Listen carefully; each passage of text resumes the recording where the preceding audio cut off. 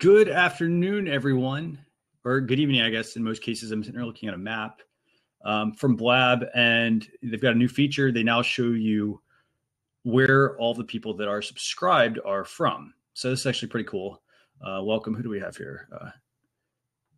Jam, thank you very much for joining. Really glad to see you from New Zealand, huh? So you're on a, what's the show? You're on Social Jam Show. So I'll have to check that out sometime. So for those of you who don't know, my name is Christian Karasevich. Today I'm actually flying solo. My co-host, Vincent Orlek, he couldn't make it. They are moving offices as we head towards the end of the year. And so it's just going to be me today. But, you know, as we do every week, you know, we've got the show lined up. We've got a lot of really great tips for you and a lot of great tools. And, you know, if you want to, you can either put stuff in the comments here, or you can, you know, hop on a Blab and chat with me if you want to as well. So with that, and like I said, I try to, you know, value your time. So I'm going to try to keep this at, 30 to 45 minutes. We may actually, you know, we may go shorter than that. But like I said, we've got a lot of topics to talk about today. So with that, I'm going to start and I want to talk about, let's talk about Pinterest. So Pinterest is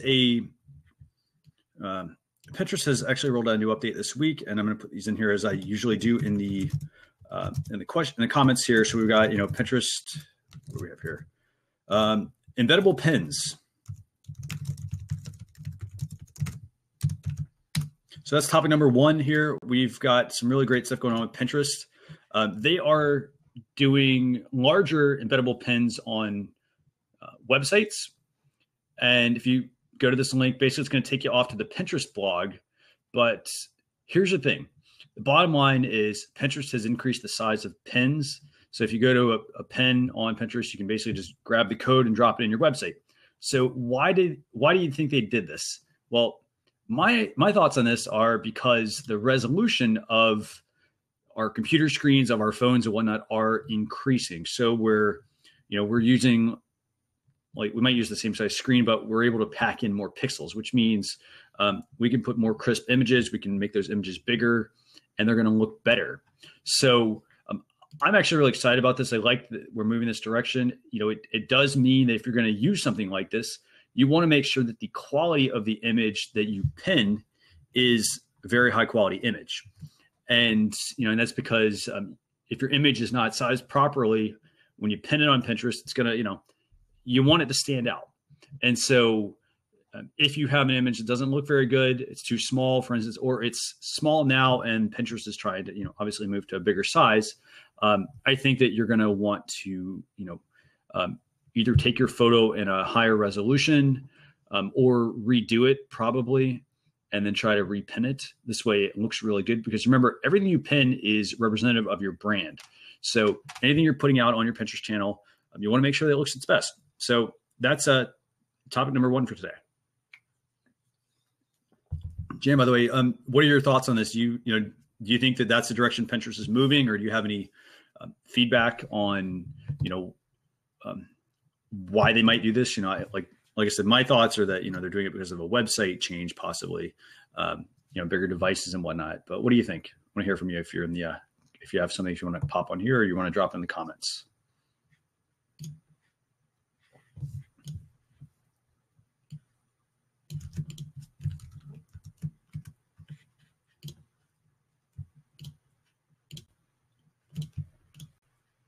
Let me give Jam a couple seconds here.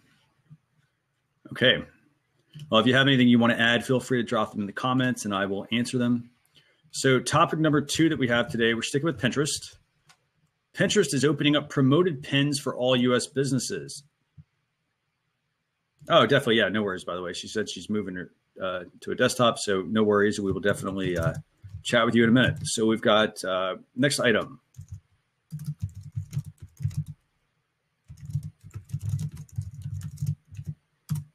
And this one, I don't think this one's going to affect Jam as much, but Pinterest is basically moving to promoted pins for all US businesses. Basically, this means starting in January, you will have self-service ads in Pinterest.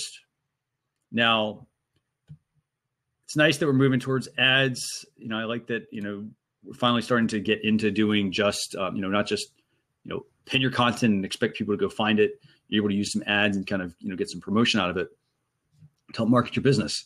So personally, I don't use ads, for instance, for Instagram. I don't use them for Twitter. I do use them for Facebook. Pinterest, I don't use them as much, but I suspect because of the trend that we're seeing with social media, we're seeing a lot of, push into having to use ads for your business in order to get traction. You are going to want to check out that and maybe possibly try out using some promoted pins. As I mentioned, this is only available in the US starting in January. So I want to give a shout out here. We've got Florida Sail Trail joining us on Blab. Welcome. And as I mentioned, we've got Jam. We've got a bunch of other people. And by the way, Florida Sail Trail, if you have any questions about anything, feel free to either put them in the comments on the side, or and you can type /Q, by the way, if you're putting in a question, and it will actually highlight it as a question there. So first two topics we talked about Pinterest. One of those was bigger, larger embeddable pins, and the second was promoted pins. And with it, I'm going to move to the third topic. I have quite a few today, actually. And by the way, if you want to tweet about any of this, there's a Tell a Little Bird. There's a tweet option off to the left of the Blab window. If you click that, you want to talk about something that we're tweeting about, you can mention my Twitter handle at CKROKS or at Social Chefs. That's SOCIALCHEFS. That's my brand that I built. And also include hashtag social chatter, and we will talk about that. By the way, I want to give a quick shout out to Claire Wyant. Thanks a lot for joining us today. Really glad to have you here again. Welcome back. Vincent couldn't make it today. He was actually moving with work. So we'll have him actually on our next show. So with that, topic number 3 for today, and this is, we don't have like 2 social networks to really talk about, but topic number 3 is Facebook local search tool. And this is actually kind of neat. I don't know, how many of you actually follow, I think is it Yelp? I think it is. So Facebook basically they're working on a tool. Let me actually get the right link for everybody. It's a local search tool. And let me get back to it. There we go. Okay. So I've got it there in the search box, in the box. So basically what Facebook is doing is they have a tool they're testing. It's a local search site, and it's pretty neat. I actually really like the look and the feel of this, but you can go on and you can search for businesses in your area. In a way, I almost want to compare this to like sort of like a Yelp, or like you've got a Google, you've got Google Local that you can always use. But I'd say Yelp and TripAdvisor are really kind of the competitors here, and this is a little bit new, I think, for Facebook, but it isn't at the same time, because Facebook has so much data on businesses. When you create a Facebook page, you create a Facebook group, a profile, when you put any of this information up on the web, and then you give them your address and all that sort of stuff, they can take all that and put together a very complete picture, and in a way then provide high quality information, to people that are searching for those types of things, or people who are possibly talking about it. They might want to recommend some of these accounts and whatnot to them. So this is a new tool they're testing. It's a local search site, and it's pretty neat. I think this is really cool because typically, Yelp, for instance, they haven't really had the best. They haven't had the best reputation at times. One time Yelp used to charge people to take down a bad review about them. And there's a lot of speculation of if that was them doing that themselves to make money, to generate revenue for their business. TripAdvisor at the same time, TripAdvisor, great service. I use it for anytime I'm going to go travel. It's very reliable. At the same time, though, I always feel that it kind of like just dominates search. And a lot of times, you might not have updated information there from people who visited a location. It's kind of just there because, they kind of got there first. Facebook, though, I personally would love to see Facebook have a tool like this, because I think Facebook local search would be more useful, because I could then see all of the things that my friends have possibly done. You know, if you ever travel somewhere, you tagged a photo or things like that, a location, Facebook would then be able to kind of, you know, match that up with a place that you're potentially at. So I think that's going to be a really neat feature. Claire, by the way, have you looked at any of this? Have you had a chance to look at the, you know, the local search tool? I'd love to hear kind of your thoughts on that, if you have any.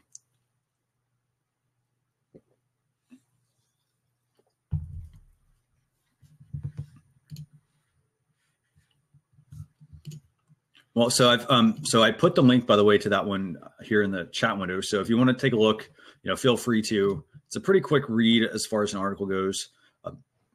You know, and overall, I mean, it's. I think there's some really good information to go off there. You know, you can pull like Facebook page reviews. It looks like you've got, you know, a business's location based on, you know, their address that they've entered and so forth. So it looks like there's some really good stuff there. So with that, I'm going to keep moving, and, you know, if you have any questions or any thoughts on it, you know, feel free to just drop them in the chat and I will respond to them. So topic number 3 today. This is actually a new feature that Facebook's testing. They're basically testing the ability to see when somebody's typing a comment. And I want to kind of hear from you if you think that is actually valuable. That's more the question. So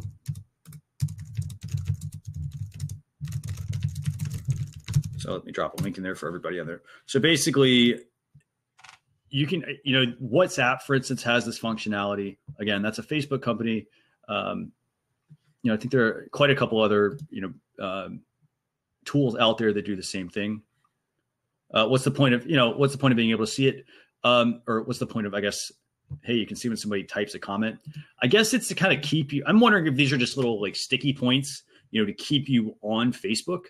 For example, I'll give you an example here. I was just on, right before this blab, just on talking with a friend about Star Wars that opens this weekend. And, you know, when I told him, I said, you know, like, hey, let me know, you know, you're going to the show tonight. Let me know what you think. I'm thinking about going this weekend. And I wrote them a comment, and, you know, I probably would have stayed on Facebook if I could see that they were actually typing, versus I typed my message and then I quickly shut my window and then went to do something else. So I think it's, you know, again, it's a way to kind of keep, people on Facebook. I think at the same time, it might actually be good to help kind of cut down on notifications, actually. Is it for personal or pages? Well, right now it's just for personal. You know, it's something they're testing out. They've been testing it out for a few months. You know, it's not something that's, you know, not rolled out yet to everyone. Again, they're testing it, but it's very similar kind of to what they do within Messenger. So like if you're typing a message to somebody, you can see they're typing. This would actually apply to when somebody is typing a comment on a post. So I'm going to put that here in the chat for everybody. Right now, it's, you know, it's similar to Messenger. Yes, absolutely. By the way, Florida Sail Trail, it would be great if business pages could get that. And, you know, I wouldn't be surprised if they came out with this for, say, profiles, and then maybe moved it to pages.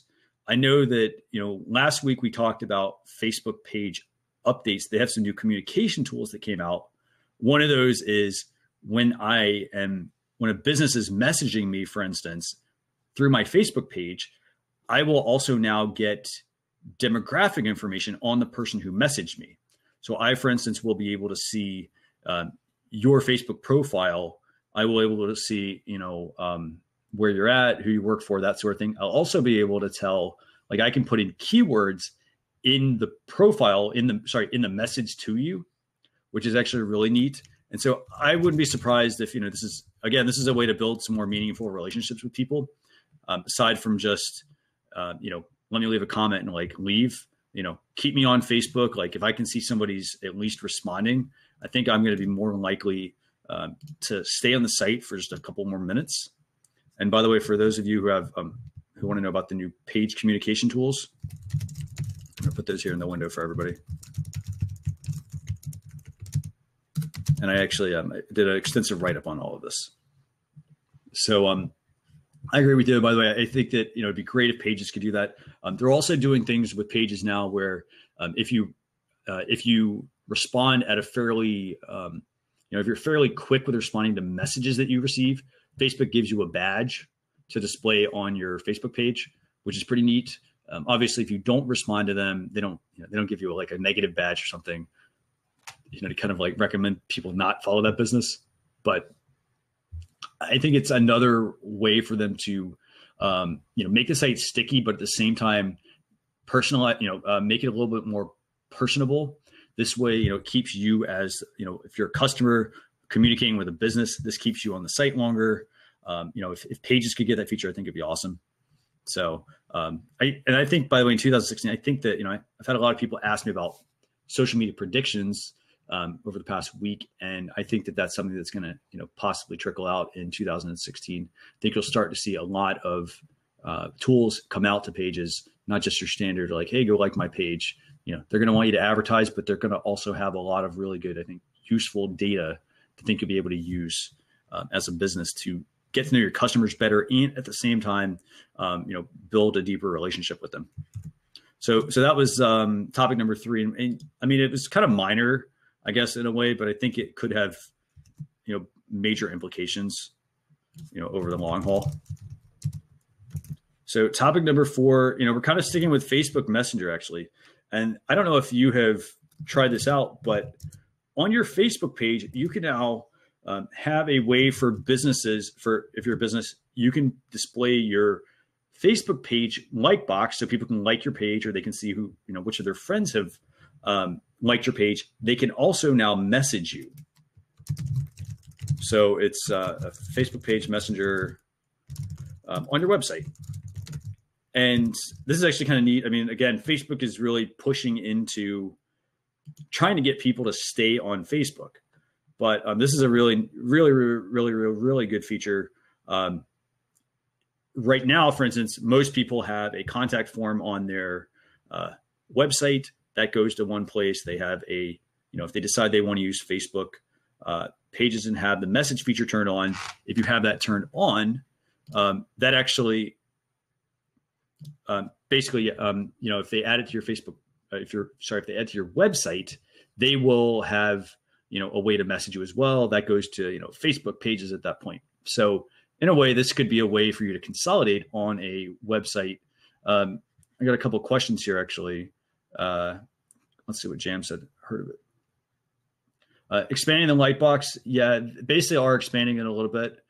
They're giving you some additional functionality to where people don't just, they could see, for instance, before they could see, to like your page, they can see their friends who are fans of your page. They could potentially see the updates that you post on your page if you have them turned on. And now they're obviously pulling in the message feature. So yeah, it's an expanded Lightbox. I think it's actually pretty good. As far as having an extra tab, no, it actually displays underneath. So if you go to the link that I sent you, it's the last topic, actually. There's a video there that you can actually watch of how this works.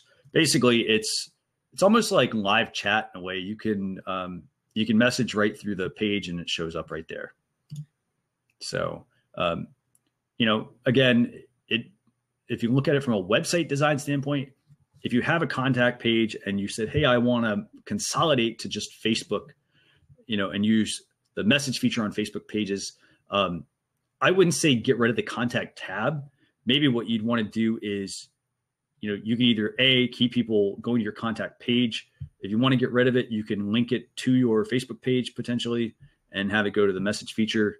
That way it's, one less thing that, people have to kind of figure out how do they contact you. So I want to just give a quick shout out to Richard Taylor for joining today. And who else do we have here? We've also got David Smith and Grizzly Growls. Yes, you're absolutely right. Walled Garden, are they trying to be AOL?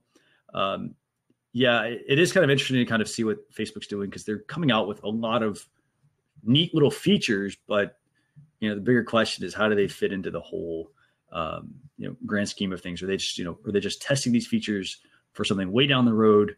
Or are they going to come out with something and not kind of really build on it? Jam, so it could be a replacement of the chat plugins, or It could very well be a replacement for chat plugins, yes. If people are using that. If you're using like live chat, there are ways to have that where they can chat with you during a certain time period, or if you're not there, they can message you. So it's sort of a replacement, but not completely. Florida Sales Trail, actually, I would actually have to disagree on that one. I actually think everybody is logged into Facebook most of the time. I think, it keeps the site sticky, but I think a lot of people, like me personally, I don't log out of Facebook. If I'm on Facebook or I've got a browser window open, most of the time I'm still cookied for a certain amount of time. And so I don't have to actually log out unless I, choose to log out. So I don't think a lot of businesses are going to, in a way, I don't think too many people log out, actually. I think the only time people log out is if they want features, but yeah. So I'm sorry, I'm just reading through some of the comments here. So let's see, we've got Claire has a question. I can see how it can be monetized. I can see how it can be monetized well for brands. Will have to be continuously monitored. Absolutely.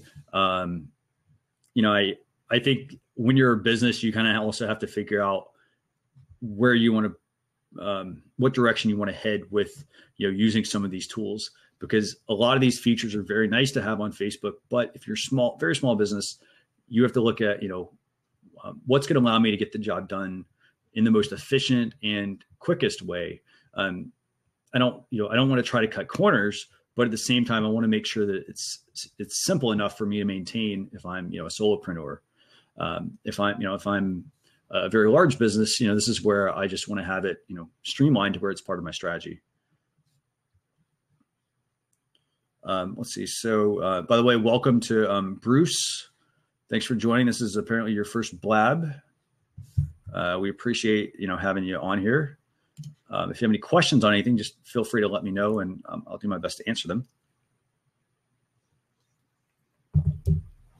Okay, let's see. So business is different than people. So a couple of questions here, actually. Yeah, so we've got Florida Sales Trail asking, businesses are a bit different than people.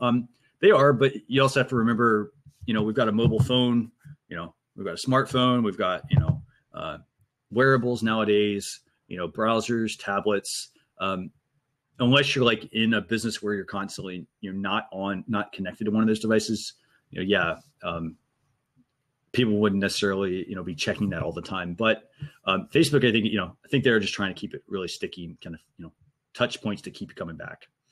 And I have to say, to your point, people expect almost an immediate response to a message. That's actually where you as a business owner, you need to set those boundaries. And, that's one of the things I think a lot of business owners struggle with social. They get so involved in it and they get caught up in, well, I'm going to go on Facebook and I'm just going to do this one thing. And that 2-minute thing becomes, an hour or 2 hours. It really is about setting those boundaries. You don't have to be on the channel all the time. Set the boundaries of when you're going to be there, and, and develop that routine so that people start to know when you're going to be there. For example, this blab, I do this on Fridays, and, for the past 16 weeks, we've been doing them at 5:00. We intend to keep it at that time unless, we get feedback from everyone saying, hey, I'd like to have this earlier in the day. And at that point, we'll consider moving it. Got a lot of great things here. So we've got Claire actually asking if you're sole owner. Won't be helpful. Absolutely. You have to, again, it's a good feature to have, but you have to look at it as how it fits in your strategy.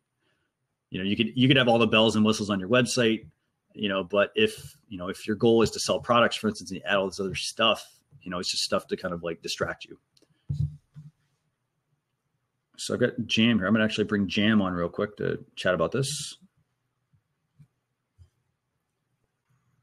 Welcome. Hey. How are you? Sorry, I was on my iPad earlier when I saw your notifications. I couldn't really join in immediately. Oh, no worries. And apologize. I'm doing a laundry this morning, so if you can hear the washing machine going, anyway, let me know. Sorry, carry on. I just have like just an idea on how you can use the messenger on the site. on Facebook Yeah, Messenger. sure. Yeah, Yeah, messages, not sure. but yeah. Well, we're taking service. Yeah, because I think it would be good also as well for like e-commerce sites and this is just an idea.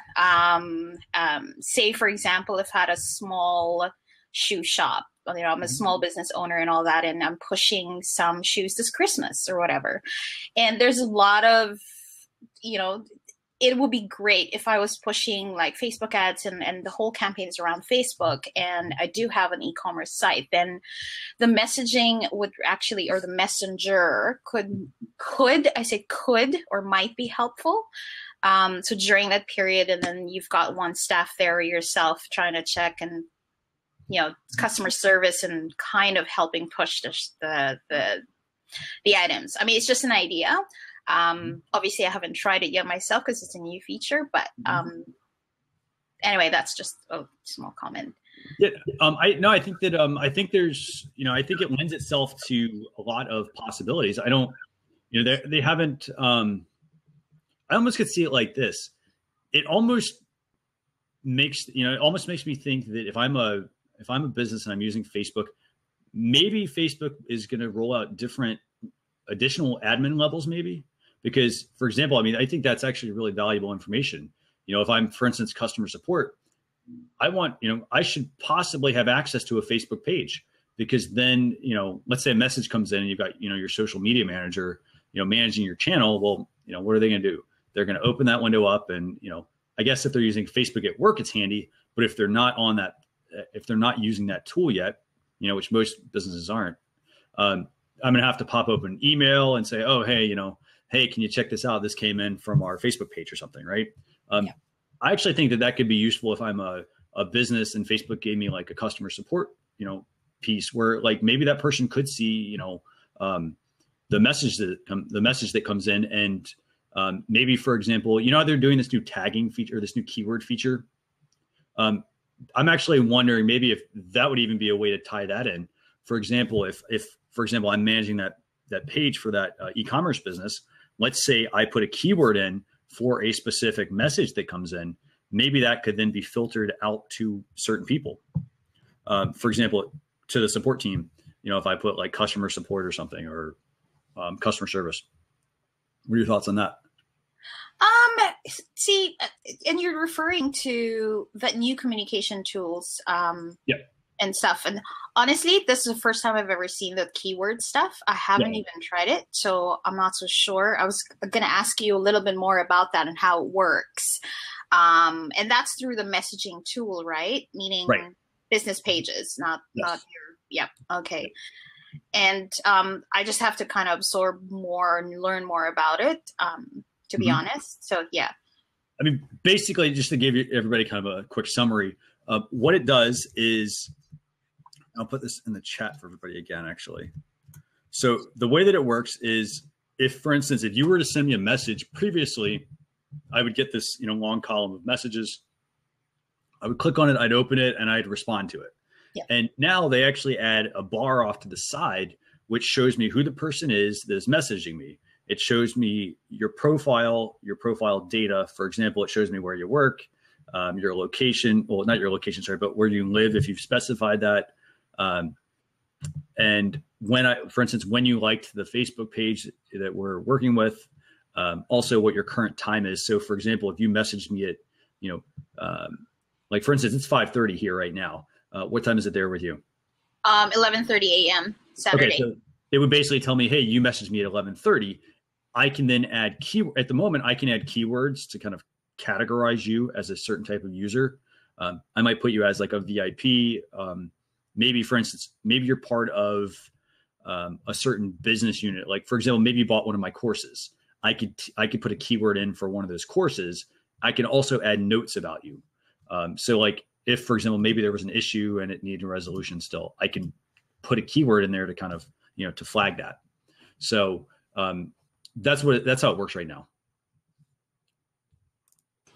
Sorry, I had to mute because my thing is going really loud. I might have to hop up for a while until that's done. I just saw it right now. I went to one of the pages, my client pages, and I kind of saw it. Cool. Yeah. It's actually nice to organize. it makes me think that, I had somebody ask me what my social media predictions were for 2016. I actually think that this could potentially be something that gets rolled into Facebook ads because, maybe, and I know the pieces aren't there yet, but I mean, I could put in, for instance, keywords about somebody, and then maybe I want to do almost like a retargeting thing, or retargeting ad at somebody based on like a message that they sent me versus, just trying to like reach people through newsfeed, because it's, because if I reach somebody in the newsfeed, that's like one level, but hey, when you message me, that's more, that's a little more personal, I think. So I'm wondering if maybe this, moves into being a feature within Facebook Ads Manager. But so, and we had, I've actually have somebody else here asking in the comments, like, could you filter it so a particular staffer gets those? That's not possible at the moment, but that's the direction I think they might be heading with that. Again, I don't know anything on this, but, I'm just giving you my observations based on, like, just the cards, based on what I see, the features I've seen over, over the years of doing this. I think there's a lot of possibilities out there. I think it would make sense if you could filter it so a particular staffer could get those messages. Like maybe, for instance, there was a flag that, like, as I mentioned to Jam here a second ago, about if somebody had, if it was a customer service person and you wanted them to get a message, maybe there'll be an option there. It's almost like having teams, I guess. Maybe it'd be cool if you could have like teams within Facebook pages. Teams like kind of like, Hootsuite has that, and a bunch of other, social media management tools. So. Yeah, the filtering. I mean, yep. I'm actually, while you were talking, was just playing around a bit. And yeah, the keywords are great, but is there a way for us to see? I think that's what's missing. That's what you're talking about. Yeah, like important, and then obviously client, for example, or a loyal customer. I mean, if you're a cafe, for example, this would actually be great. Or, those who have booked before, and you can send messages on certain coupons or deals when the time comes. So yeah, it's sort of what Facebook's doing is really trying to bring in all your database pretty much into Facebook and stuff. And it's almost like CRM, like a Salesforce or something like that. Yeah, exactly. Yeah. Like instead of having to go like have another tool for that, I mean, everything is right there. Now, here's the part that I think is going to be the tricky part. So I think that this is a really cool feature, but if you take, and Clara, you brought this up earlier as well. If you take a small, what kind of business is on Facebook? Is a small business, in most cases, mostly small businesses. And a lot of those businesses, I don't think they even put the time into their business to manage it properly on Facebook all the time. So with that, if they're introducing keywords, it's, it needs to be part of the process somehow. And I think a lot of businesses right now, they're barely managing their pages. This makes it, a really, this makes it, it's another level that they have to kind of, they kind of have to move to. And Florida Sales Trail actually mentioned this in the comments, a great job opportunity for someone to handle the comments for 1,000 businesses. I mean, absolutely, it could be an opportunity, for somebody who's managing Facebook pages to get in there and, and possibly do that. I'd love to play around with this more. Yeah, no, thanks. Yeah, I think it's going to be a really cool tool. I mean, it looks like there's a lot of possibilities with it. So I'm looking forward to seeing how this is, really going to evolve, especially in 2016. I'm just looking, by the way, I'm just sorry if I dart off here. I'm looking at the comments because there's some good comments. Absolutely. By the way, Happy Dance Farm, this is a feature that has been around for a long time, but it hasn't evolved, into other social networks. Like, you don't have this functionality in Pinterest or Instagram or Twitter or Facebook or YouTube. Like, you don't have any of that. I think that it's going to be a really, I think if it evolves into something, I think that it could be useful. And right before this, by the way, I had somebody also ask me about, they want, another question about what do I predict in 2016. One of those predictions is that most of the social networks will continue to copy Facebook. I think Facebook's really kind of leading the parade on things. this just in the last few months, we saw, let's see what all has happened. LinkedIn, for instance, revamped their app to the point that, I opened my LinkedIn app one day after I saw the redesign, and I was looking at the update, and I was like, when did I post that on Facebook? And I forgot that I was in the LinkedIn app because it looked that similar. So we've got that with LinkedIn. We've got Twitter changing favorites to likes, to kind of, again, I mean, they say it's like more like to kind of get more, in tune with how people kind of talk and, act on things. But really, I think is to copy Facebook, and then we move into like, and this is kind of something that most people probably don't notice. When you update your apps in the App Store, they always give you a description on the phone of, what new updates are coming out. And Facebook for a while was giving people these really, wordy descriptions. They actually changed them up to say things like, we update our app every 2 weeks to bring you, the best experience. Pinterest has also been doing that same thing. So they literally took like it word for word, and they use that now in their description. So, I think that the same trend is going to continue, especially with, so if Facebook decides to pick up this keyword thing, I think we'll start to see that with other tools. That's the bottom line. So by the way, welcome, Chris. Chris, I'm not sure how to say your last name. Nico Lajan. Did I get that right?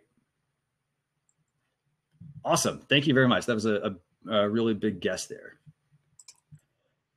So Plain Sight Video, Facebook Live launches in January. Yes, Facebook is coming out with live video. They've actually started rolling it out to profiles now. And if you actually have, so here's the thing: if you have the Facebook mobile app, I'll give you guys a little shortcut here. If you go to the Facebook app, and this is how you can check if you have it, go to the Facebook mobile app and go to the comment section, go to the status update button, tap the status box, and it will actually bring up a window like you're going to type a status, but they're going to say, here, you guys can probably see this. It says new record and share live video. So you'll actually get that functionality if you don't have it, or if you don't think you have it yet, just open the app and you should see that. So it's a pretty neat feature. I think, live video is definitely going to be huge in 2016 for every network. And absolutely Happy Dance Farm. Facebook is going to continue to set that. And I mean, you can't really, there's no reason why they shouldn't, because everybody wants a piece of Facebook's pie. Like they've got however many billions of users, they've got a ton of people going on every single day. They're a really sticky site. They're making it where people want to come back, and every little move they make, businesses are going to start to, imitate. And that's actually kind of what happened with Apple, actually. We saw this when Facebook came out. They started, following a lot of some of the model that Apple does as well, testing different things, kind of in a way, trying to be, somewhat secret about what they do. So, I think we'll see that trend continue. So by the way, Jay, if you want to, if you have any questions on any of that, feel free to, or, comments, feel free to, add anything you want. And so the last topic, by the way, that I have for today, this is topic number 5. And this is, everybody was probably thinking, well, hey, it's the holidays, not a lot going on Facebook. Well, this is actually kind of neat. You probably read about this. Facebook is partnering with Uber. So you can now call an Uber from Facebook Messenger. And this was pretty big news, I think, for the week. If I'm a business, I mean, I think this is neat, like, because we've seen over the past, I'd say, couple of months, we've seen a function where if I'm a plumber, for example, you could use Facebook Messenger to request a quote. Like that was a feature that was being offered. It was only offered for, like home improvement. This is, another neat thing where, being able to request a ride. A lot of people I know have balked at, having a lot of people have balked at having, like Messenger and having to use a separate app. But, again, there's a reason why Facebook did it. And I think we're starting to see some of those things kind of come out, with all the functions that they're starting to launch, being able to, for instance, reach a business to get, to get help with, a product, like, for instance, if you're, a plumber, It works great for that. You want to call Uber, perfect. You can send money to businesses through or to people through Messenger. I'm excited about the direction this is going to go. What's your take on that, Jim? And there's an echo. Sorry, I don't know if it's just me. Do you hear an echo? Anyway, see, the thing about, and let's be specific here, Asians, only because the article said so. I mean, and I am one. Our culture pretty much is really into all, and even the millennials, if you've noticed, that they're really so comfortable with the chat messaging, right, tools, etc. So it just kind of makes sense that instead of having, going through each of the apps and stuff and it's all integrated. I mean, I would love that feature, definitely, because it's seamless, it's easy, and I'm already in a tool where I'm usually, chatting with friends, colleagues, right, or even my contacts. So it just kind of really makes sense. I was just wondering if has it been rolled out already, or is this just planning? Sometimes I get confused because I don't know which one's being planned and which one's rolling out, and whether it's actually been rolled out in whatever country. So they were partnering with them. Let me see. It actually was on Facebook's site. Let me actually pull that up. Let me see if and the thing is, transportation on Messenger. Yeah, go ahead. Yeah. Oh, no, the thing is with Uber, and of course, we all know not all countries are, open to Uber. We've all heard all the news and stuff. Mm-hmm. So I'm just really curious if they've rolled this out everywhere and how it's actually affecting business on the Uber side, obviously. But yeah. Let me actually see. First, right? Well, it said they're expanding it. Transportation on Messenger. Yeah. So, I mean, it makes it sound like it's already there, but again, it's probably one of those features where, it rolls out to some users at first, and and then it'll slowly trickle out. Let me actually. Yeah. Getting the location on. Go ahead.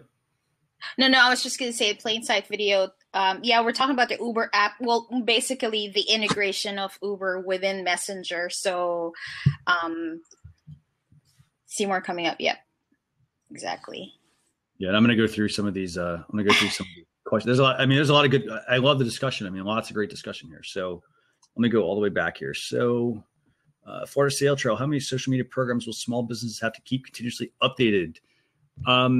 Honestly, I think that and I want to hear your thoughts on this too, Jim. I personally think that it really comes down to how many the business thinks they can manage. You don't have to be on every channel.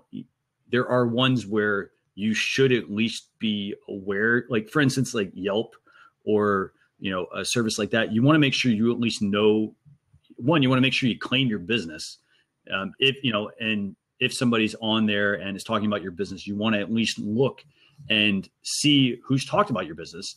And if it's something that, you need to answer, like, yes, you should be on there and make it part of your checklist almost. Like, say, hey, every month I'm going to spend, time going through, I'm going to spend some time, I'm going to spend 15 minutes on Yelp, or I'm going to spend 15 minutes on, Twitter, for instance, if I'm not on Twitter as much, but I'm going to at least be looking to see if my business is there, reputation management. Because if you're not managing your business, people are talking about it and, you're not able to defend yourself. I mean, people, they're going to keep talking about your business, and, it could be really bad in some cases.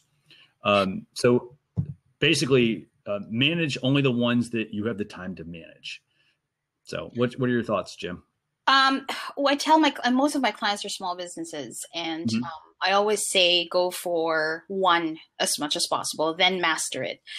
Exactly. Obviously, I mean, Facebook is still the, king of social networks in terms mm-hmm. of users and stuff. So it kind of makes sense that you do use Facebook as a starting point. Mm-hmm. But of course, Instagram is coming in, and it depends on your business as well. If you have a shoe store, or a cafe or something, if any photos or videos that are visually appealing, mm-hmm. then obviously I would tell them, look, engagement's pretty high. I mean, still higher than Facebook on Instagram, and might as well just use that and, master that. And then, yes, you can have Facebook, but I mean, we we are in the industry, and yes, we are on maybe most, if not all of the social networks only because it's our job, but businesses don't really have to be everywhere. I totally agree. Yep. So my thing is really Facebook and Instagram at the moment. Mm-hmm. Yeah. Yep. And by the way, if anyone else has any comments on this, feel free to, let us know what you think about that. I mean, how many networks do you think that small businesses should have to, keep continuously updated? And if you are a small business, feel free to join us here for a couple minutes, and we can chat on that. So I'm going to actually read through some of these questions here as well. So let's see. So it's somebody asking about how do you think Blab will stay relevant facing the challenge of Facebook video? So I think you got two different types of tools. As Plainsight Video mentioned, I mean, Blab's a collaborative platform. You bring people on versus at the moment, Facebook is solely, for instance, if I'm a celebrity or a public figure, I use Facebook video and it's through my point of view. It's not through, it's not bringing multiple people together necessarily. Could that happen down the road? Yes, it very well could become something where it's like a Blab or it's like a Google Hangout where you do have that collaboration. But right now it's, the collaboration is basically the public figure and all of the people that are tuning into that show. So I think right now I don't think they have much to worry about. And I also think that because Facebook is, in a way, every time they move or make a change to something, other networks take notice. So I think that same trend is going to happen, regardless of if they're new to the space or not. I mean, let's see what else we got here. Yep, Plainsight Video, absolutely. Facebook could move to a collaborative model. I don't think it's going to happen right now, but I think, that might be something we see like in the second half of 2016, for instance. I know we're already talking about the second half of 2016 and we haven't quite gotten there, but I think that, I think we'll see something like that because video is going to be huge. At least live video is going to be huge in 2016. Can't wait. Some people are like refreshing and stuff, and it's like Robert Stern. I'm sure you've seen him in Blab yesterday, and he was just saying he's so disappointed. He keeps on refreshing, and it's like, come on, Facebook, give me Facebook Live. I want to try it. I think he needs it also to explain it to a client or something. So everyone's waiting on it. I mean, you guys in the US obviously will get it first. But sometimes New Zealand does get things first. I would say sometimes the features get rolled out in other countries, and I don't get them for years. So it's pretty crazy. I'm going to read through some of these questions. By the way, there's a lot of good stuff. So ordering food through Uber, that's I think Uber is going to become one of those things that you have a lot of. I think you're going to see a lot of the current functionality that you're seeing, like delivery drivers and all that sort of stuff. I think that's going to branch out into where Uber becomes that service in a lot of locations. I haven't tried it. So is that working for you guys there in the US now? Uber, I think it does. It's very convenient. It's basically, I've only used it for instance for if I go to for instance, I was in New York back in September for the U.S. Open, and and we used Uber basically in most of the places we needed to go, and it was great, convenient. So the food. The food specifically. I haven't used the food piece. Who actually has in here? Let's see. Somebody mentioned they'd used it actually. Let's see. Yeah, it was. I think Plainsight Video mentioned about him using it or her. I'm not so sure. Sorry if. Yeah, I haven't used it, but I suspect it'd be very similar. By the way, Steve, I'll get your question in a minute. Same with Corey. But I haven't used it for for food delivery. But I think that it'll be something that, I do see, for instance, where I live, I see a lot of those. I don't know what the names of the businesses are called, but they're basically a company where you can order food from 20 different restaurants, and they'll basically bring it to you. I see a fair amount of those where I live, and I mean, they're pretty popular. I mean, I personally would rather go out to a restaurant. You know, if I'm gonna go get food, most of the time I'll go. You know, I'd rather go out to the restaurant. You know, take that break.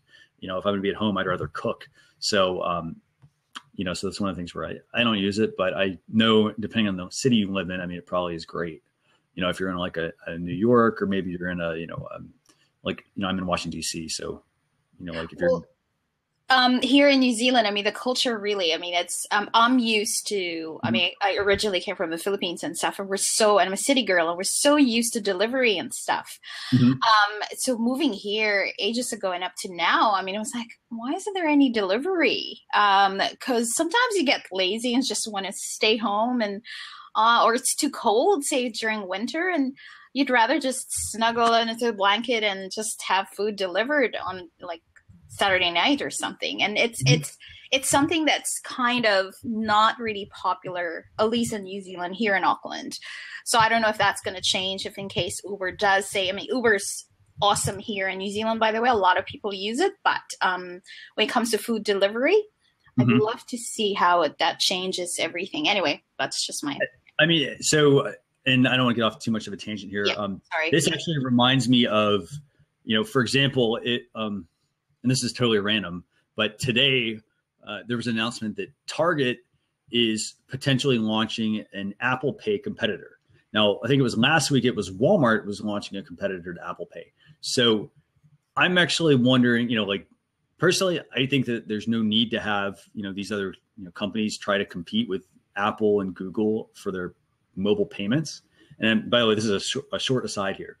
I see the same thing potentially happening with, say, an Uber. You know, if I can pick up my phone and order, you know, food, for instance, through Facebook Messenger, have it delivered by Uber. If I'm a business, this might, you know, instead of me outsourcing and paying, you know, an additional driver on my staff, maybe I want to, you know, put that responsibility on Uber and have a third party service that's their business, or that fits in their business model, have them do the delivery for me.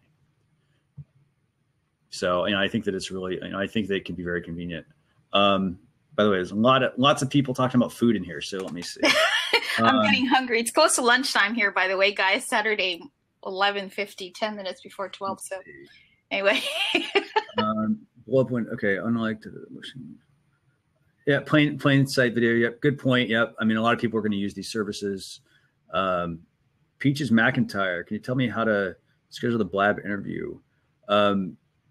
Pretty much if you're going to schedule a Blab, all you need to do is go to blab.im, log into Twitter, and there will be an option that say create a Blab. Or I think it says create. It's either create or schedule. But it's basically a big button at the top. It's in the top right-hand corner. You click on that, and they will give you the option to name your Blab. They'll also ask you to give it a couple of categories. You can choose to upload an image for your show, kind of what you see with mine. And then you can also pick your time. Okay, cool. So it's part of another conversation. Okay, cool. Okay, so let me get over to some of these questions. We got two more questions. So Corey, we did talk about Pinterest. I'll give you a quick recap though. Two things on that. Pinterest is rolling out bigger pins on websites. So basically, you have, you know, right now you might have had a small sidebar item. They're now giving you bigger options. My recommendation on why they're doing this is, I think that it has to do with the design. So for example, the resolution on a lot of our screens, if we're using, for instance, a laptop, it's ridiculous how, you know, just the size that things can get. Like the current resolution, I think, of my screen is, let me see what it is. So it can go up to, you know, 2880 by 1800. You know, if I'm on a mobile device, it's the same thing. The resolution is really good. It's really high. So I think that's why Pinterest is doing that. By the way, I'll bring you here. I'll bring you in here to the chat real quick. Yay. Hi. How are you? Good. How are you? Sorry. So on that Pinterest thing, I really, really don't like Pinterest, and I'm trying to like Pinterest. But you're the demographic, Corey. What's going on I have a similar issue with Instagram though. So it's a picture thing that I don't want to get into. But on the Pinterest side, do you find or have you found that that's particularly useful for a small business to use? I own a tea company, and so I do custom tea blending. That's among other things, but that's what I'm thinking about it for is that specifically. So what's your experience with companies using Pinterest, especially small companies? I mean, it's just me. I think it's useful, but you also have to look at your strategy. You have to look at it and say, okay, do I have enough content to put out there? And, again, it's not just about you sharing your content, but, are there other resources that you would want to be pinning items from on your boards? Mm-hmm. If I'm, again, it's just you. So you kind of have to also look at your time management. That's probably the bigger.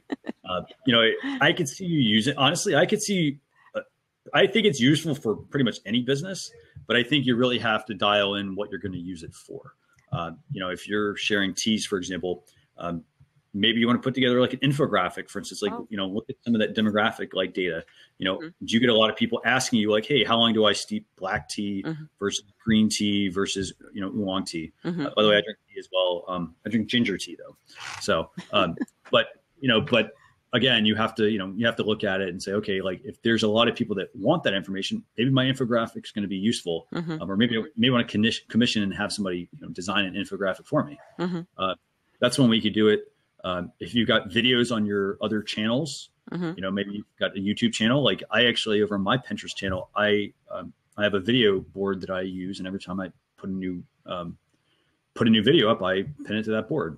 So that way people can go there and look at my videos. I didn't think of video. I've done audio that way with I have a podcast. And so I've done some of my audio over on Pinterest, but I just can't seem to get into it for some reason. Make it part of you kind of have to make it part of your workflow. I mean, it's great for search. I got to say that. It's perfect for search. It works really well, because when you put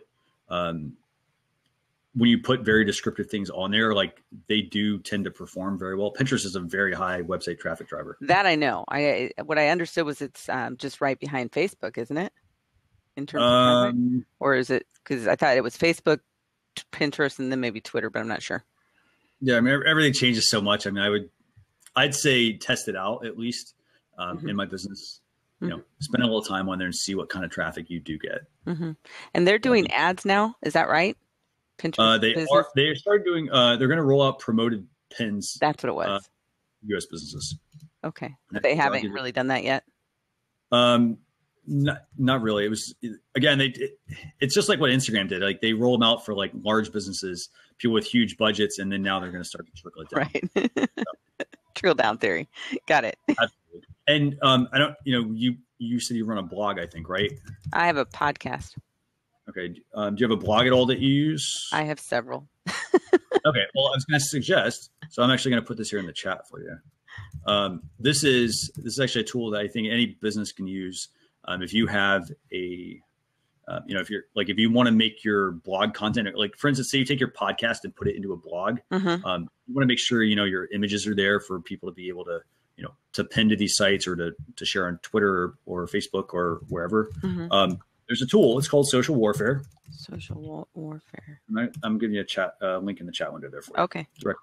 Thank you. You put that in there. That basically will take you off to their site. This is, I use it on my own blog. It adds not just social share buttons to your blog, but it also lets you specify the images that you want associated with your post. Okay. So, for example, if I'm like, let's use your podcast example. Say you put together a blog post and it has your podcast in it. Instead of having it randomly grab an image out of it or grab some image off your website, you specify this is the image I want for people using Facebook, Twitter, Pinterest, what else? Let's see. LinkedIn and so forth. So when somebody goes to share it, they get the exact image that you want them to share, and it looks really good. So the key thing is you're designing a process. Okay. So and that way you don't have to worry about, well, this image is rectangle. I got to try to make it fit for Pinterest. I have a hard time with that. I would check it out. Check out that. And then they actually give you all the dimensions. Like it's only, I think you literally just have to upload 2 images. Uh-huh. And so they give you all the dimensions you need. Use a tool like Canva. Uh-huh. If you use Photoshop or the tool Affinity Photo I talked about last week, create your photo at those sizes. And once you create those, then you can, just drop them into your post, and they'll be there when your post gets published. Okay. Awesome. Thank you. Appreciate it. Oh, you're welcome. And I'll put a recap of all this together probably tomorrow. Okay. Thanks. You guys have a good night. You're welcome. Thanks. So let's see. So we had a couple more questions actually come through, I think, right? Let's see. We had somebody ask, do we feel Instagram is dying? I don't think so. I think, Definitely not. again, if it's dying for your business, you might need to look at your strategy. And yes, Steve, by the way, I am going to get your question. Thanks for reminding me. It actually got pushed to the bottom. So I think that, if you're a business using Instagram and Instagram is, if you're not seeing traffic from it, you really kind of need to look at your strategy and see what you're doing. Did you change something up, or people kind of just getting tired of it? You do have to develop an audience there. So if you don't have an audience and you're just pushing content, you really kind of need to, take a step back and say, okay, what do I need to do differently? Do I need to, engage more with people, share other people's content versus my own? So what are your thoughts, Jan? This actually reminds me of a live session. It was yesterday with Peg and Sue Zimmerman about Instagram stuff. What's happening is engagement percentage is starting to decrease, which everyone's now, marketers like ours, was like, oh crap, is this because it's Facebook and the changing algorithms and stuff? So, so don't panic yet, guys. So yeah, Instagram definitely is not dying, but there is that considerable decrease in engagement. Like some examples, like bloggers, travel, backpackers and stuff, they had 1,500 likes, for example, or comments, and all of a sudden, just recently, it has gone through to 500. So there's a recent drop. So I don't know. Everyone's still trying to. There are a lot of theories going around, but that's just my comment on that. But for me, Instagram's still growing. At least here in New Zealand, it is. Yeah, I mean, I think that it actually wasn't just that. I'm hearing. I don't think it was actually that. There were also other sites, like major sites, that saw huge dips in their social traffic overall. And I think that's because, one, I mean, there's going to be more competition. I mean, the sites can only support, so many updates at a time. And then if you're the person doing this, you can't consume all that content. It's just too much. Yeah. So, it really comes down to, if you want to combat that, you want to have you want to be like a place that people want to go. You don't just want to be average. So, make sure, if you're not seeing, really strong engagement, maybe you want to reach, maybe you want to actually put together almost like a focus group and say, hey, who are some of the top people that are constantly engaging with my content? I don't want them to just tell me, hey, I love what you do. I want them to actually, they can tell me that. That's awesome. But I want them to also be upfront and honest and say, hey, you know what? I like what you did, but you changed up this. I'd love it if you, went back to that. And, look at, ask your people and see what kinds of, feedback you get. If you start to notice a pattern, if you see 5 people saying the same thing, maybe you want to test that on, some of the things you're doing. That way you can get a better idea of what is and isn't working for you. If you're just doing it yourself, you're just guessing. So, spend some time doing that. I think that'll actually help you. So what are your thoughts, Jem? Any additional feedback on that you want to share with everybody? No, that's it. I mean, as I've said, it is growing. I don't see it really. More and more people still are already using Instagram at the moment, especially even with the inclusion of ads and stuff. But yeah, I do have an answer for Steve for the Twitter thing. It's just, yeah, go ahead. Sorry, carry on. Oh, no, that's fine. I'm glad we're going to get to Steve, actually. I'm sorry, Steve, we didn't get to you. So his question, do you see an increase in Twitter ads now they're going to be seen outside of Twitter? I think that you should consider running ads if you are, a Twitter user. If you're a business, for instance, trying to get your content seen. So I think you should do that. have I seen them? It really depends on the tool you use. Personally, I use a tool called Tweetbot, and I don't see Instagram ads at all. Or sorry, Instagram. Sorry, I don't see. Of course, I'm not going to see ads on Twitter. I don't see it basically. So to answer your question, I don't see them when I use the native Twitter app, which again, I don't really use it. If I'm a business, yes, I want to spend some time probably trying to run some ads and see kind of what how you perform. So the tool is called Tweetbot. I'll just reiterate that, and I'll actually give you a link here. And by the way, do you want to join in on that, Jim? Oh yeah. Just a comment. There really isn't, based on my experience, because we tried Twitter ads versus Facebook ads for some clients, and honestly, I wouldn't even recommend it because it's not effective. I'll say that it's not effective. I would rather still recommend Facebook ads versus Twitter ads, regardless whether they're within or outside of Twitter. It doesn't really matter. It just doesn't work. Now, this is again based on my opinion and experience. It depends. I would love to hear it from anyone in the room if there's any, if it has been successful for you guys. But at least for small businesses or even some medium-sized businesses. Oh yeah, and I spoke to someone here who actually has a big social media agency, and I've tried it with one of the big guys, the big corporates, and just didn't really work. So I don't think, to answer your question, I don't think there's going to be increase in Twitter ads regardless, but that's just me.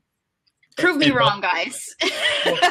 So I would actually, so I realized that I actually gave a very different answer, and I work for a large, very, very large company, and I know Twitter ads work, for instance. What industry? I'm curious. I'm writing this down because I'd love it. Yeah. Technology. Like you can, just if you go on, LinkedIn or whatever, you'll see that. So, on one hand, I know, like you say, they don't work. I know they work. I mean, because I look at the data for them. So I see that they work. And, it's not just like impressions. It's also the content. I would say if they're not working, the one thing you might want to look at is the targeting that you're potentially running, because if you have, and by the way, we'll bring Eileen on here in a couple minutes. Actually, we'll bring Eileen on now, but I think Twitter ads can work. Hi, Eileen, how you doing? Hi, how are you? Doing well. We're talking about Twitter ads, and feel free to, to give us, your feedback as well. But Steve Payne over here was asking, do we see an increase in Twitter ads now that they're going to be seen outside of Twitter? We have two different schools of thought. So Jam, she suggested, she didn't think they really worked very well. I know they work well, but again, I work for, a large company. So I see all of that. What are your thoughts? Do you think Twitter ads, is it something that people need to explore, or do you think that? I think people should explore them. I think that they're relatively inexpensive. You may be able to do some tests. And I do believe that targeting is probably the key in optimizing what it is that you're advertising. Like, are you advertising to just get more followers? Mm-hmm. Are you driving people to a landing page with an offer and all of that? And so you may have to do some testing. So I would set up a budget and do some testing with that, because you don't want to just, throw too much money away. And if you have to bring in an expert, then you just call Christian. And no two shotgun method type of advertising or marketing. That's what I always say. and by the way, so we've got Claire over here, puts in some great information here. I've seen a lot of Twitter ads not targeted correctly, and that's absolutely right. It comes down to your targeting, and what your overall objective is. I mean, if you're running an objective trying to get people, trying to get new followers and trying to get people to click your link as well, you can't mix the two in most cases. So you want to be very, you want to run a couple of different types of ads. And it's the same way with Facebook. You don't just run one ad to get page likes and to get people to click your article, or come to your website. You want to have different objectives and, develop a budget for each one. And it doesn't have to be a huge budget, as Eileen said. I mean, test that. You do have to put money into it. You got to put some skin in the game, put a couple of dollars here and there into it, and make sure you have a little bit of a budget to work with. Yeah. And also I wanted to say hi to Jam because we've never met. Is that your first name? I've seen you around in Blabs and stuff. Well, I think I'm on here every day, so. But is Jam, that's your first name? Okay, great. All right. Wonderful. By the way, we have a question here from Steve. He's asking about how much cheaper are the clicks over, say, AdWords? Comparing, honestly, I haven't done an AdWords campaign in so long. It's been a while since I've even done a Twitter campaign, but it's good. I mean, it's going to, I think, partly depend on also like what you're trying to advertise. Mm-hmm. If you're in a very competitive space that you're trying to advertise in, I mean, it could be very, very costly, especially over on Google. For example, you're trying to advertise for like lawyer or something like that, it's going to be, it's going to be very expensive to kind of, to get any. I think it would make more sense to compare Twitter to Facebook, don't you? Yeah, because I mean, Google's been around, AdWords have been around for so long, that everybody's kind of staked their claim there. Facebook and Twitter, I mean, not so much. It's constantly changing. Yeah, and with AdWords, you're going after keywords that people are searching for. Whereas with a Twitter ad or a Facebook ad, you're really just targeting more of a demographic. Not that people don't search on Twitter, but they certainly don't search on Facebook. Right. Nobody's going to search Facebook saying, let me search on how to solve my problem. Now they are, if they're going to use that new local search, which is pretty neat. Like a restaurant or something like that. Yeah, they got a local search tool that they're actually working with. I put that. It's actually something I mentioned earlier today.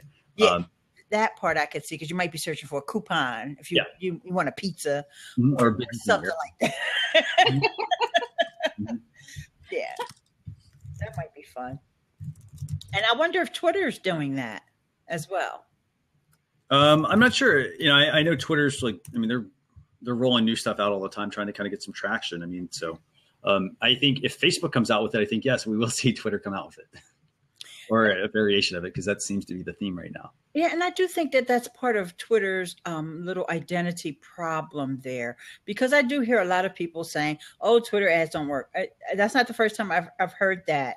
And it starts, once these things start to perpetuate in social media, the rumor can be way bigger than the reality, the perception can, so then Twitter's always seems like they're trying to find themselves. Now, don't get me wrong, Facebook makes changes too, but with Facebook's changes, you don't get the perception that they're trying to find their way, whereas with Twitter, it's like, okay, like you change the image sizes. Like, what's up with that?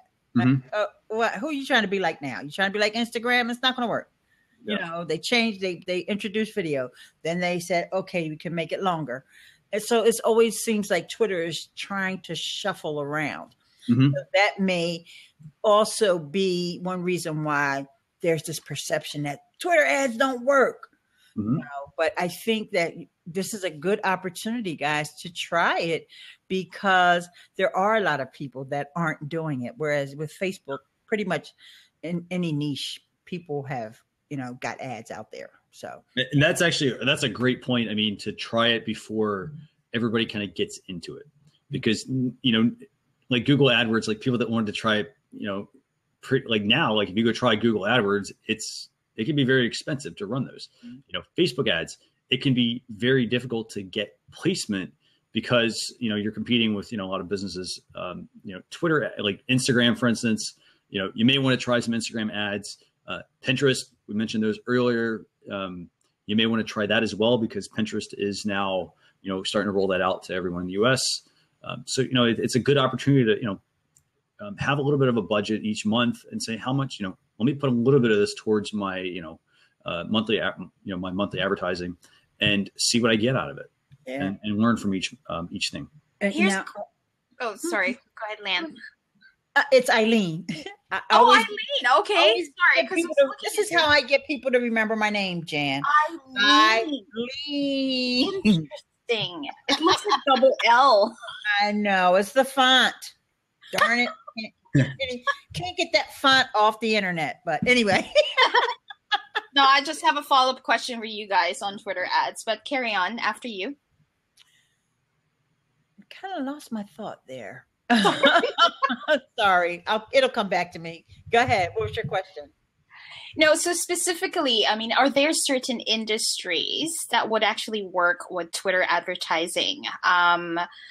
Because again, maybe because my experience is based on clients that I have, and that's why Facebook works more for my target market or for my clients and their target market. So I'm just curious now on what actually works on Twitter. So you did mention tech, right? Because I'm trying to click on your profile. What is your name, Social Chef? Sorry. Mine's Christian. Sorry, Christian Kirsevich. There you go.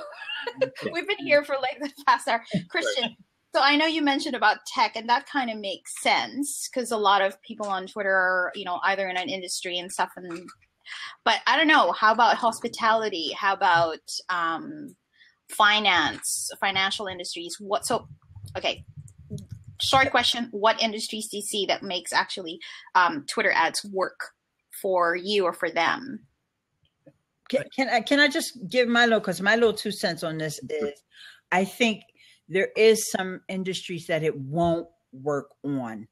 And I know this from experience because one of the things that I do at my day job, which I do a very little bit of social media, okay? But one of the things I do is academic outreach to engineering students. So college engineering students, they do not use Twitter. And every single one I've tried to track down, their tweets are protected and the whole thing. So I'm going to say that there are some niches that it will not work in. And I think it's probably easier to find those out rather than to try to find, you know what I mean? Certain ones, I just think it all depends upon if those people are on Twitter or not. I think if your niche is not on Twitter, then it's just not going to work. Mm-hmm. And I mean, to your point, I mean, it's, if you're going to, I would recommend if you're looking at a specific industry, look at other brands that are, on Twitter and look at even if they're in the same space as you are, see if they're doing any sort of ads. I mean, they might be, and it might work for them. I can't say it's going to work for everybody, but you also want to spend the time, testing out some different theories and find out what works. Because I mean, there might be something else besides the fact that they're in a specific industry, that makes theirs work. I know what it came back to me what I was going to say earlier. This is kind of deviating from the Twitter theme, but going back to Steve's question about Google ads. If you're thinking about doing any kind of Google ads, you want to use the tool called SEMrush.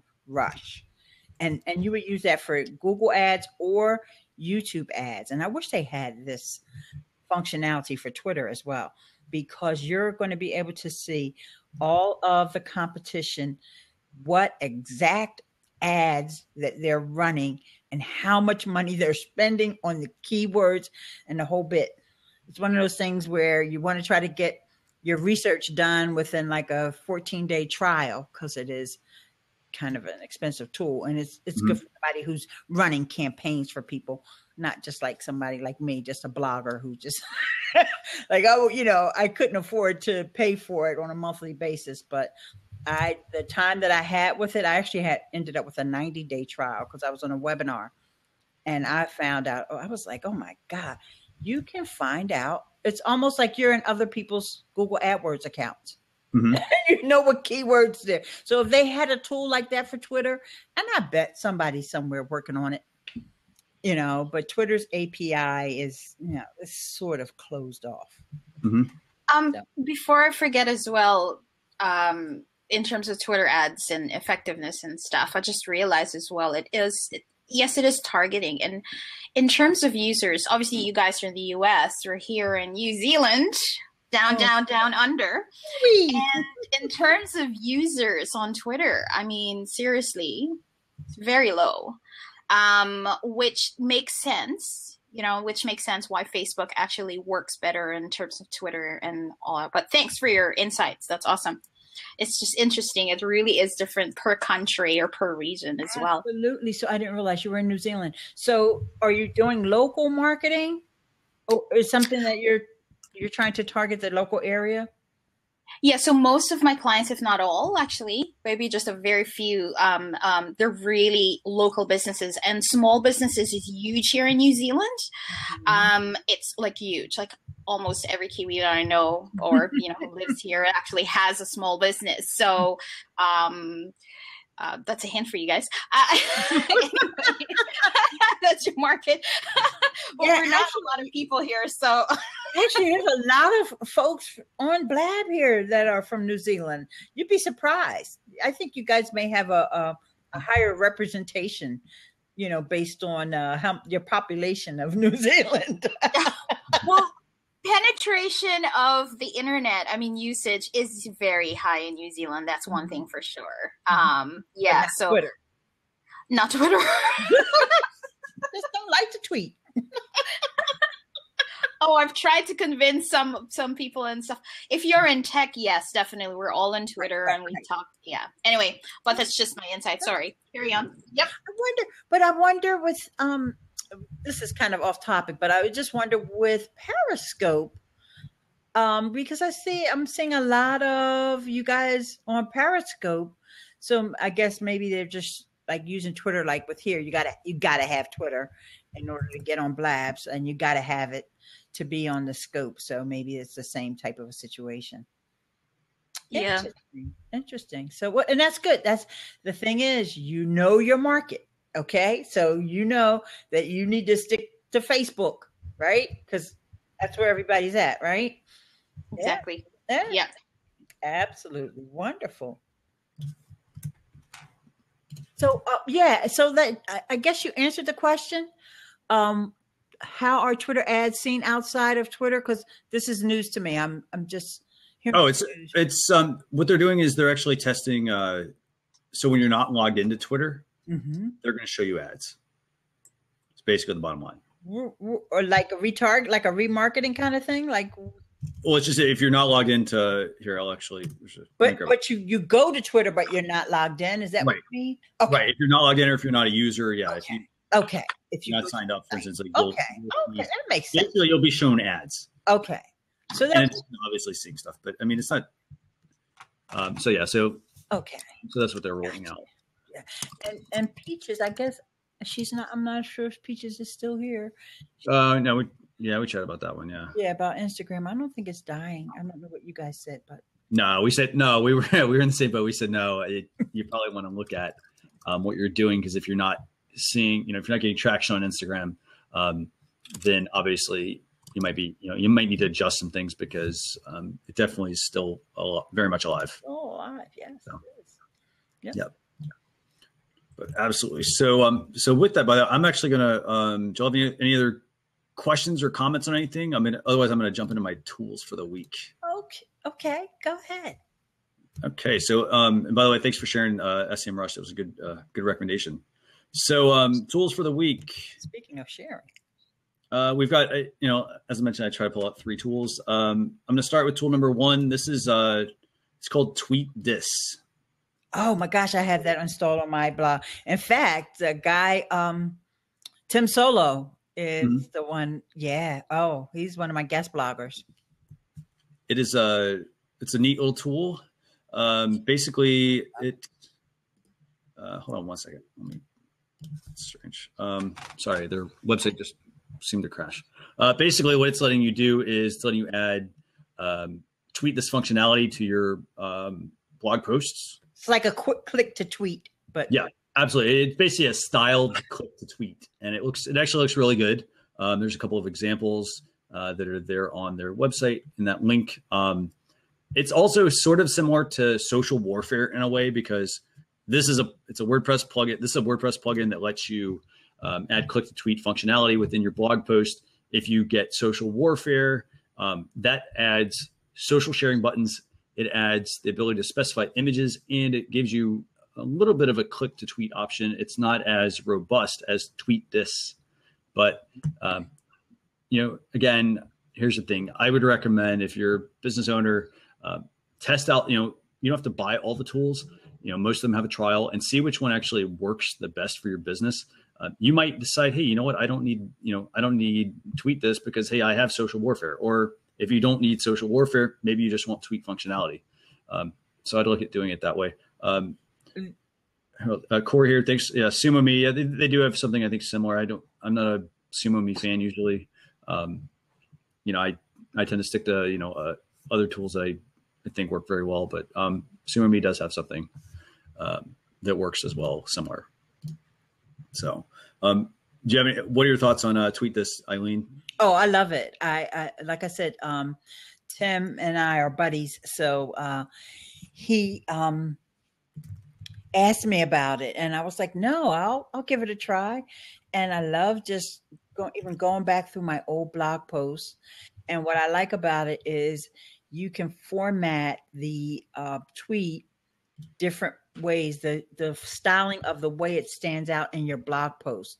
So in other words, let's say somebody's reading your blog post and they go down, maybe they've read the first 2 or 3 paragraphs, and then all of a sudden there's this quote. Mm-hmm. And the quote, there's about 14 different styles of text, mm-hmm. and the little Twitter bird that you can choose from, so you don't have to have the same one. I recommend keeping the same style within the post, but mm-hmm. you can test them on different blog posts to see, well, maybe this block style, because some of the lettering looks like handwriting. Some mm-hmm. of it is more like block style. And then, like I said, the little Twitter bird, you get to choose whether you want that to show up or not. Mm-hmm. And so that I love the style. And because I have tons and tons of content on my blog, because I have over 500 posts on my blog. So mm-hmm. it was good to go back into those archives.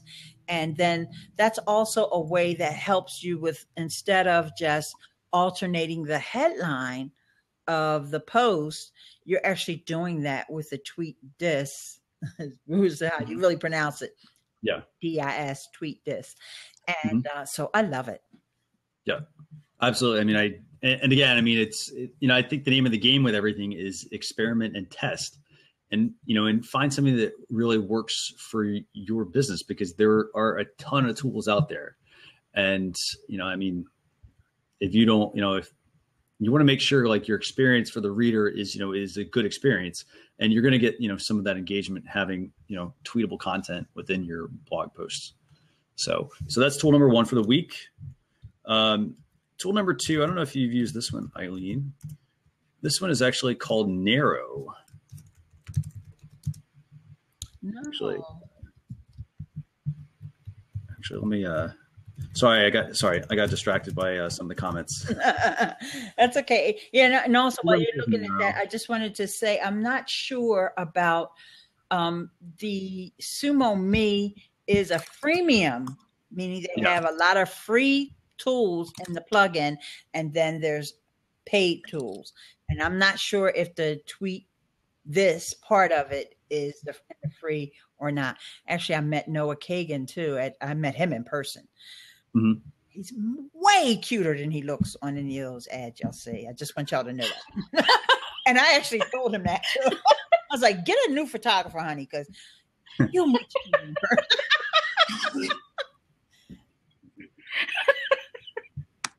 You've got an anyway. Sorry. No worries. I'll let you guys. Okay, so tool number 2, it's called Narrow. I forgot what I was talking about here. It's a tool to help you grow your Twitter following. It's very similar to another tool I talked about a couple of weeks ago called Social Quant. But this one is basically a way to help build up your Twitter following.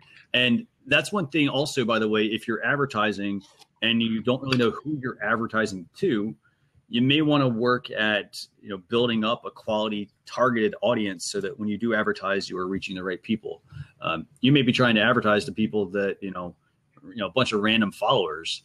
And if they're not interested in what it is, if they're randomly just following you, and you're just, running ads just to and you're getting the wrong people to click on them, or the wrong people, viewing them and whatnot, that's not going to help you. So it might be time to look at your Twitter following. That's true.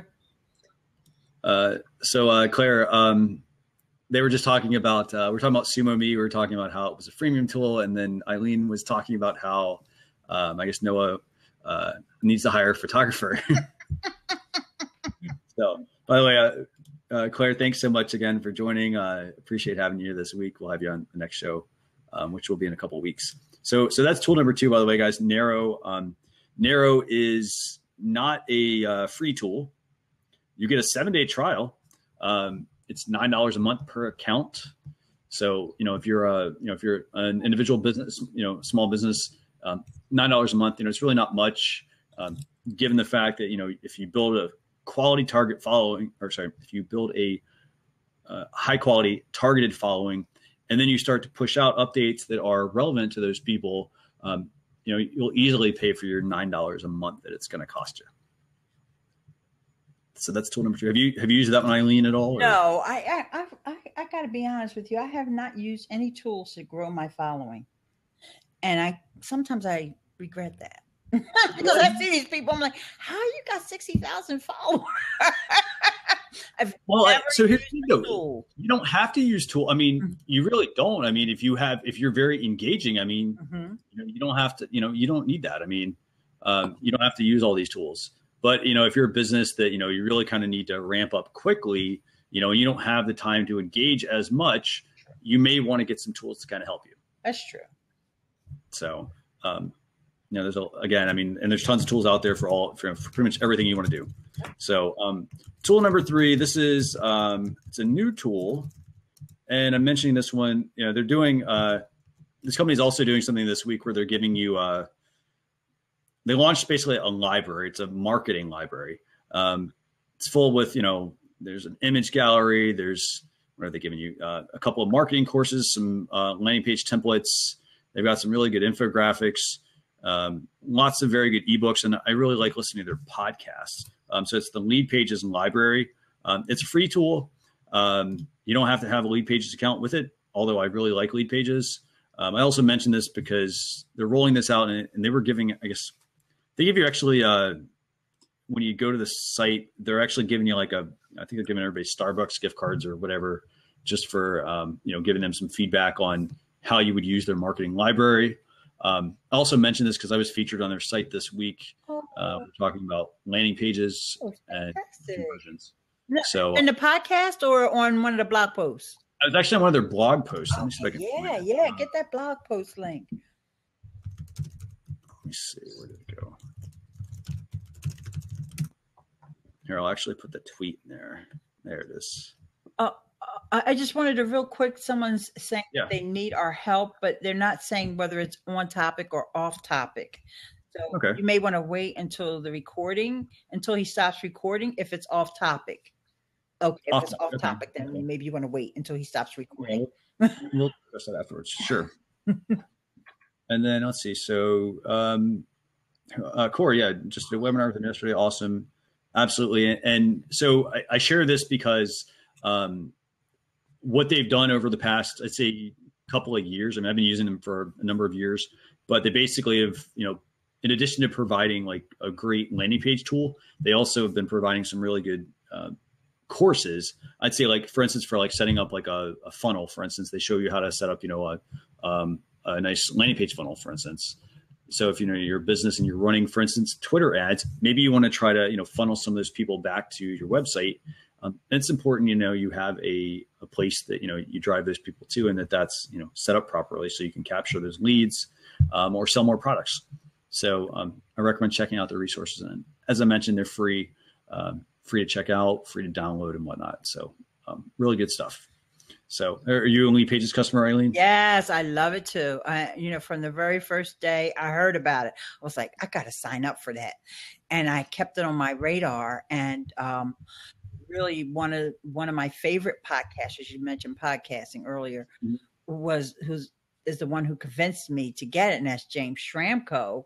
Mm-hmm. And just listening to his podcast, and he had Clay Collins on. This was back when Clay was doing all the marketing, and Clay even had his own podcast back then, the Marketing Show, which he doesn't have anymore. But anyway, it was a good podcast.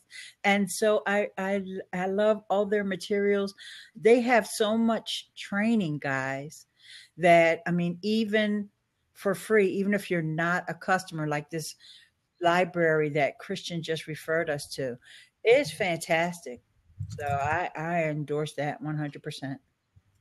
And by the way, I want to give you guys, just some. I've written quite a number of posts on Lead Pages, not just from and this is the thing. When I first started using Lead Pages, you have to go into it with an open mind. Like, it's a landing page tool, and we've talked about this today about experimentation, kind of figuring out what works within my industry. Mm-hmm. And if you look at it at first, and you're like, well, for example, hey, I'm a retailer. How do I use this tool? Because you look at the examples and you're like, well, those don't really fit necessarily with what I do. Mm-hmm. You can use it for pretty much anything you want to do. And I've actually put together quite a few articles on industry specific ideas to have you take some of their templates that are available and do things with them. I mean, if you're a retailer, there's tons of options there for you. If you're, I forgot what other options, if you're retail, like, there's a lot of options there for you. If you are, trying to think here. I've written quite a number of articles, but like, what about what they call the non-sexy industry? Sure. Sorry, absolutely, yeah. Sorry, I blanked there for a minute, but yeah, like, if you're in a non-sexy industry, if you're in real estate, if you're a restaurant, there's tons of things that you can use these tools for. It's about thinking creatively and stepping outside the box. I mean, there's so much you can use. And Corey, you've got a tea business. Here's the thing. You can use it. You can use pretty much any template that's available. All you have to do is design it to where it fits within your business. You sell tea. So maybe you want to give away, we talked about an infographic earlier, a podcast, an ebook. You could make all of those feature something that somebody can access on your website just by putting together a quick little landing page on it. Maybe, for example, another thing you can even do, I did this earlier this year.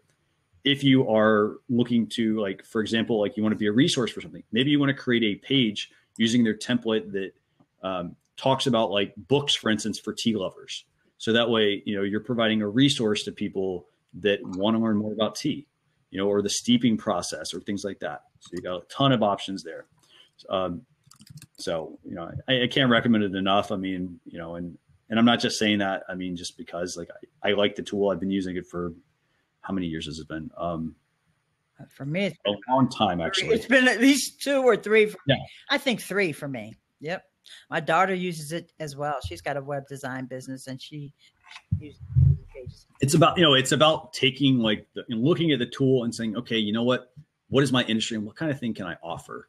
And, and kind of go from there. Because there's, don't just look at it at face value and say, oh, well, this is the only thing it's good for. Because it really is just, there's designs. And it integrates with Facebook. Yeah, great. Yep. You can, for instance, put together a landing page on a Facebook page using Lead Pages. Yep. You can use that at some point, for example, and capture leads directly from your Facebook page. All you have to do, for instance, is, create the page and then, tell your audience about it. But at least it's a place that people can go through Facebook, and sign up for instance, for your newsletter, or, for instance, if you're an author, as Corey mentioned, if you write any sort of book, you can use it as a way to get people on your list to notify them when you launch your book. So you got so many options there.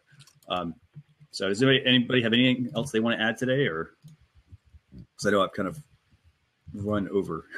Oh no, is that it for your with your tools, or do you have another? That is it. I usually share 5 topics, and then I usually try to do 3 tools. I try to keep it within I would say 30 to 45 minutes, but I think I went a little bit over today. But here's the thing: I'm allowed to go over, but here's why.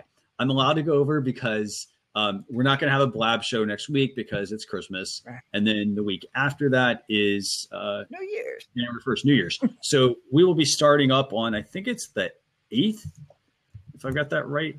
But for those of you who do want to join us, by the way, on our next show, I've got a link here.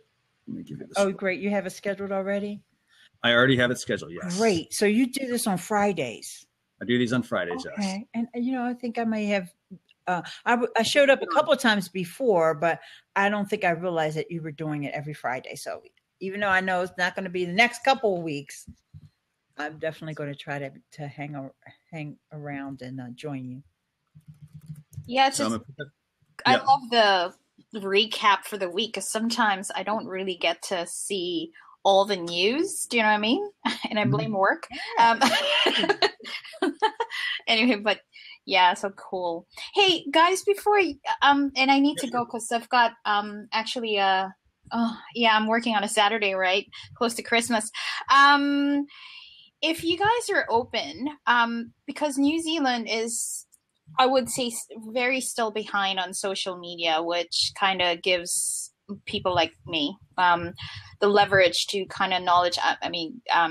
Share knowledge and stuff. But I do have my Blab show. I might just change the scheduling and stuff, but would really love to have both of you come on. Interview style or probably just discussion on the most recent topics as well, but the time, I don't know, we have to work on the time because you guys might be sleeping, but I really want to target the Asia Pacific / Australia / New Zealand market, so it would be awesome to have you guys. I mean, we'll talk about it offline, but I just mentioned it, sorry before I forget.